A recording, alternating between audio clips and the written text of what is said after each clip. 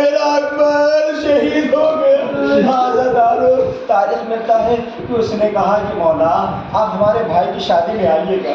کہا کہ تجھ کو معلوم ہے کہ ہم واقع کربلا سے کے بعد ہم نے شادی میں جانا ترک کر دیا ہے۔ مولا اس نے اصرار کیا مولا ضرور آئیے۔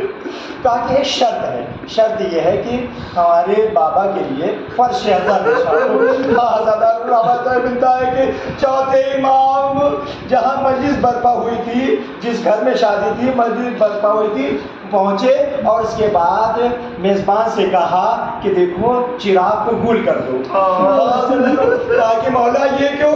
اس لیے کہ رونے میں کوئی شرم محسوس نہیں، امام چاہتے ہیں کہ آواز بلند ہو کر کے گریا ہو۔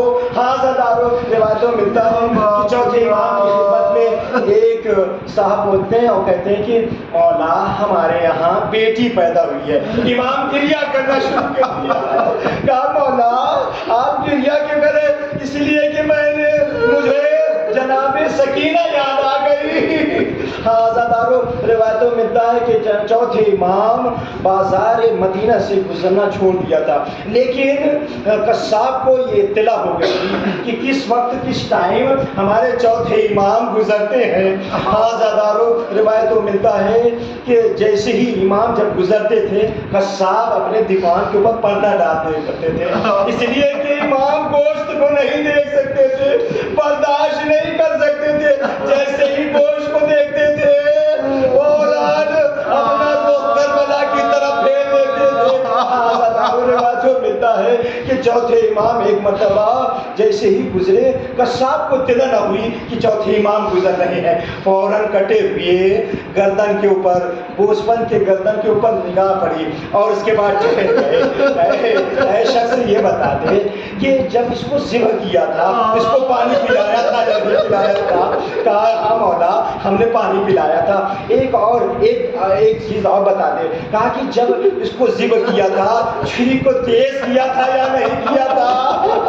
عزادارو آخری جملہ اور اس کے بعد چوتھے امام نے کہا آخری بات میں پوچھ رہا ہوں کہ بتا دے کہ جب اس کو ذبح کیا تھا تو دوسرے جانور تو اس کو دیکھ نہیں رہے تھے؟ اور کہا کہ نہیں مولا میں نے اکیلے اس کو تنہا ذبح کیا تھا۔ اور تاریخ ملتا ہے کہ چوتھے امام کا رخ کربلا کی طرف پھرا اور کہا کہ آئے میرا بابا کیسے مسلمان تھے، پیاسا ذبح کیا اور کند خنجر سے ذبح کیا اور میری بہن کیلے سے دیکھ رہی تھی۔ اے پسر سیاد کیا دیکھ رہا ہے میرا ماجا یا ذبح ہو رہا